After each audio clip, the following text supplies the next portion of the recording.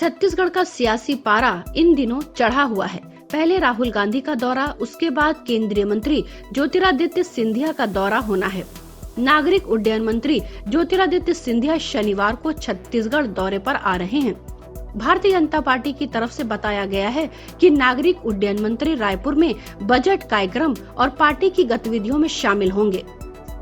वहीं छत्तीसगढ़ के मुख्यमंत्री भूपेश बघेल ने अपने पुराने साथी और वर्तमान में केंद्रीय मंत्री ज्योतिरादित्य सिंधिया पर तंज कसा है। मुख्यमंत्री भूपेश बघेल ने कहा कि अब तो एयर इंडिया बिक गया, वो मंत्री किस चीज के हैं, उन्हें तो एयर इंडिया बेचने के लिए सम्मानित करना चाहिए। सिंधिया लंबे समय तक कांग्रेस में थे। भूपेश बघेल ने कहा, उनके छत्तीसगढ़ दौरे की कोई आधिकारिक जानकारी मुझे नहीं है, वो तो अपनी पार्टी की बात करने आ रहे होंगे। मुख्यमंत्री भूपेश बघेल ने ज्योतिरादित्य सिंधिया की मोदी मंत्रिमंडल में शामिल होने पर तंज कसते हुए कहा कि मोदी सरकार एयर इंडिया को बेचने जा रही है और उस मंत्रालय की कमान ज्योतिरादित्य सिंधिया के हाथों में दी गई है। एयर इंडिया का लोगो महाराजा है। ज्योतिरादित्य सिंधिया और एयर इंडिया दोनों ही बिकाऊ हैं। भूपेश बघेल ने कहा, एक की लगने जा रही है बोली और दूसरे को इसके बेचने का दिया गया है भार।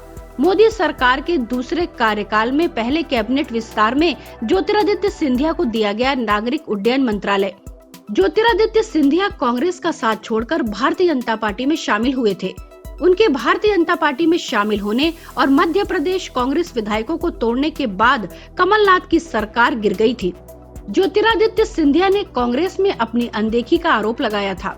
भूपेश बघेल ने भारतीय जनता पार्टी पर निशाना साधते हुए कहा कि देश के तकरीबन हर उस राज्य में सेंट्रल एजेंसियों की छापेमारी जारी है जहां जहां चुनाव हो रहे हैं। इसे लेकर छत्तीसगढ़ के मुख्यमंत्री भूपेश बघेल ने एक बयान दिया है।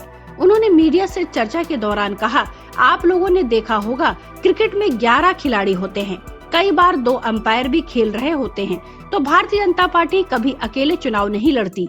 IT, ED, DRI साथ होते हैं, जहां चुनाव होते हैं वहां ये सक्रिय हो जाते हैं। भूपेश बघेल ने आगे कहा कि नोटबंदी के वक्त देश में प्रधानमंत्री मोदी ने दावा किया था कि इससे काला धन खत्म हो जाएगा। अब छापों में जो धन निकल रहा है वो कहां से आया? या तो स्वीकार करें कि नोटबंदी विफल थी, या कहें कि देश में काला धन है ही नहीं, और है ही नहीं तो छापेमारी क्यों? राहुल गांधी छत्तीसगढ़ आए, यहाँ चलाई जा रही न्याय योजना की तारीफ की। मुख्यमंत्री भूपेश बघेल ने कहा, आज देश के चंद लोगों के पास काफी पैसा है, गरीब और गरीब हो रहे हैं। हम गरीब तबके की जेब में पैसा पहुंचाने का काम कर रहे हैं। राहुल गांधी इस बात को मानते हैं कि किसान को दाम, युवा को काम मिलेगा तब देश के हालात बदलेंगे। हम इसी दिशा पर काम कर रहे हैं। Bureau report, public news.